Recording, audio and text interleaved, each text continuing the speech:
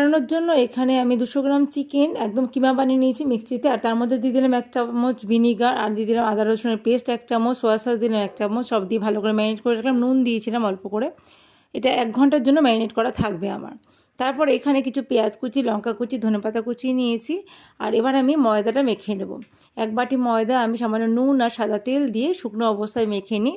তারপরে আমি জল দিয়ে অল্প অল্প করে জল দিয়ে একটা ডো বানাবো।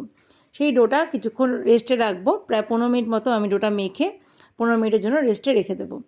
আর এই ফাঁকে আমি কিছু অন্য কাজ করে নেব। 15 মিনিট পর আমি ডোটাকে দুটো লেচি বানাবো বড় করে। আর এখানে কিছু স্প্রিং অনিয়ন আমি টুকরো করে কেটে রেখি ছোটো ছোটো করে।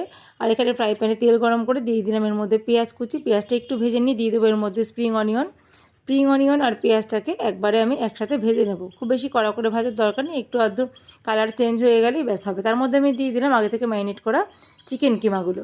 চিকেনটা তো আগে থেকেই ম্যারিনেট করা ছিল প্রায় 1 ঘন্টা মতো, একদম সফট হয়ে গেছে। তার মধ্যে দিয়ে দিলাম অল্প কিছু ধনেপাতা কুচি আর দিলাম সামান্য গোলমরিচের গুঁড়ো। তো এখানে মোমোর যে স্টাফিংটা একদম রেডি। আর এখানে ডোটাও পুরো সেট হয়ে গেছে দেখুন। আর ডোটা বেশি নরম করেও মাখা যাবে না, বেশি শক্ত করেও মাখা যাবে না। তো এখানে কিছু ময়দা ডাস্ট করে আমি এখানে কাউন্টার টপের মধ্যে আমি বড় করে একটা রুটি বানিয়ে নেব।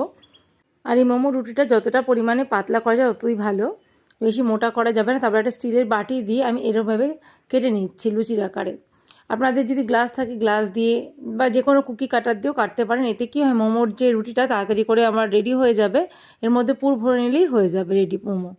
খুব বেশি সময় লাগে না। যারা নতুন একদম মোমো করছেন প্রথমে তাদের জন্য এটা খুব ইজি আমার মনে হয়। তো এবার আমি স্টাফিংটা করে নেব। তো এই মোমোর যে স্টাফিংটা ভরে এভাবে আমি একটা একটা করে মোমো বানিয়ে নিচ্ছি দেখুন। খুব সহজ কাজ। প্রথম একটু অসুবিধা হলেও মোমো বানাতে কিন্তু এটা বেশ ইজি হয়ে যাবে। এভাবে একটা একটা করে আমি মোমোর ভাঁজগুলো দিয়ে নিলাম।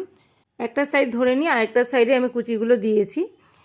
তো আর এটা করলাম একটা ব্যাগের মতো দেখুন, দুটো সাইড ধরে আটকে দিলাম। আর এদিকে একটা ডেচকিতে দিয়ে জল বসিয়েছি, জলটা একটু গরম হয়ে গেছে, দিয়ে দিলাম একটা ঝাঁঝরি থালা। এই যে ছিদ্রযুক্ত যে থালাগুলো হয় স্টিলের, সেটা দিয়ে দিলাম, যেগুলোর মধ্যে আমরা চাউমিন সব জল ঝরাই সেগুলো।